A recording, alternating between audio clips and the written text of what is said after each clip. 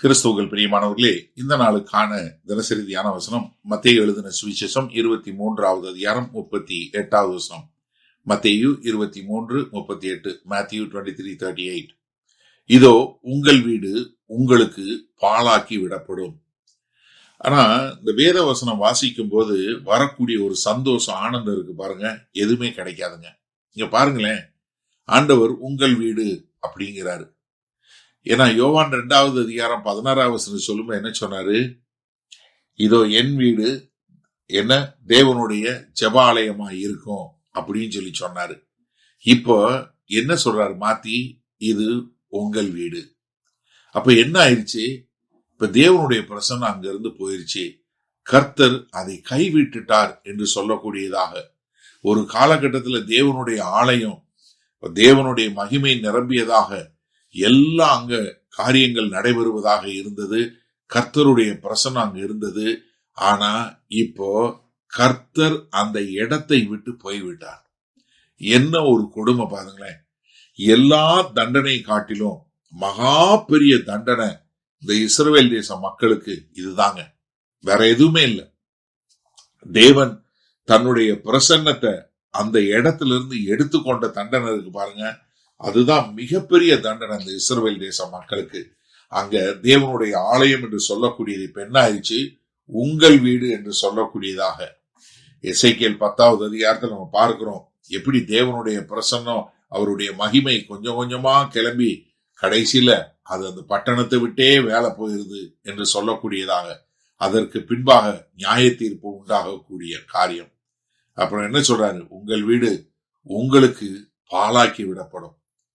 எருசலேம் தீர்க்கதரிசிகளை நிராகரிச்சது, யோவான் சானகனை நிராகரிச்சது, கர்த்தராகிய இயேசு கிறிஸ்துவை நிராகரிச்சாங்க. அதற்கு பின்பாக அப்போஸ்தலரை நிராகரிச்சாங்க. அப்ப வேற வழியே இல்லை.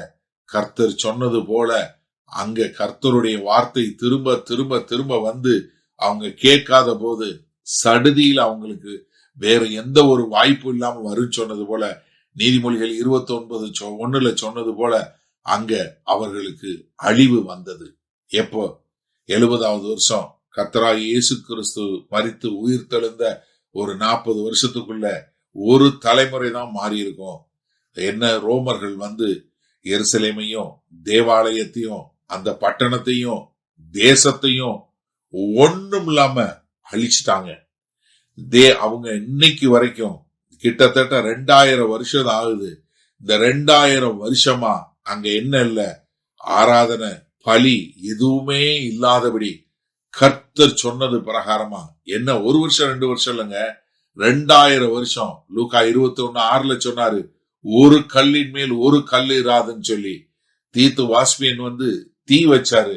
மேல தீ பிடிச்சு எரியும் போது அங்க இருந்த தங்கம் அப்படியே உருகி கற்களுக்கு நடுவுல வந்துச்சு.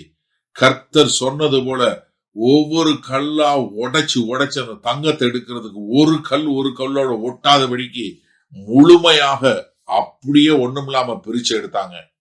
ஏன்னா தேவனுடைய பிரசன்னம் போனதுக்கு அப்புறம் அது வெறும் சோறு தானே. அதனால வந்து என்ன, கர்த்தருடைய வார்த்தை அப்படியே நிறைவேறினதை பார்க்கிறோம்.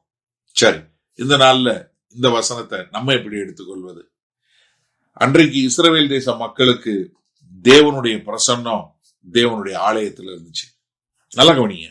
ஏன்னா அவங்களுக்கு வந்து என்னன்னா, மாம்ச பிரகாரமா ஆலயத்துக்கு போனோம், ஆலயத்துக்கு போனா அங்க கர்த்தர் இருக்கிறாருன்னு. ஆனா இன்றைக்கு உங்களுக்கும் எனக்கும் நீங்க தான் அந்த ஆலயம். எப்படி? நீங்களும் நானும் தான் ஆலயம். இந்த பரிசேயர்கள் என்ன நினைச்சாங்க? இங்க தேவாலயம் இருக்கு, இங்க தேவனுடைய பிரசன்னம் இருக்கு, அதனால எங்களுக்கு எதுவுமே நடக்காது அப்படின்னு சொல்லக்கூடியதா. அதனால என்ன பண்ணாங்க? என்ன சத்தம் வந்தாலும் அவங்க என்ன பண்ணாங்க?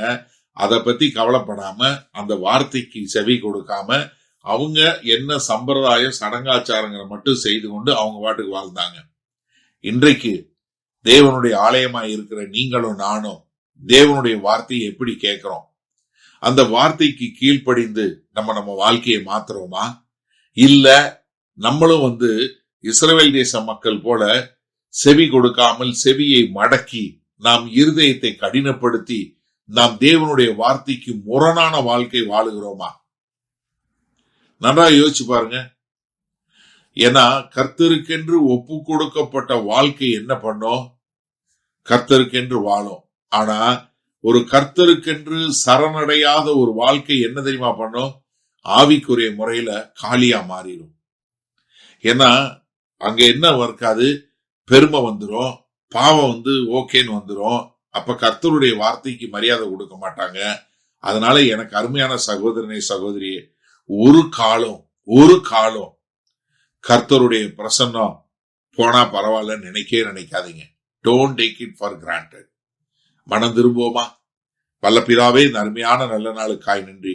இந்த செய்தியை கேட்டுக்கொண்டிருக்கிற எனக்கு அருமையான சகோதர சகோதரி ஒவ்வொருவரும் ஒரு காலமும் ஆண்டவரே உம்முடைய பிரசன்னத்தை விட்டு விடாதபடி உம்மோடு எப்போதும் சதா காலம் வாழுகிறவர்களாய், உம்முடைய சத்தத்திற்கு செவி கொடுக்கிறவர்களாய் வாழ நாங்கள் எங்களை அர்ப்பணிக்கிறோம். இயேசு கிறிஸ்துவின் மூலம் பிதாவே, ஆமேன். கர்த்தர் உங்களை ஆசீர்வதிப்பாராக. நாம் இன்று மாலை மன்னால சந்திப்போம்.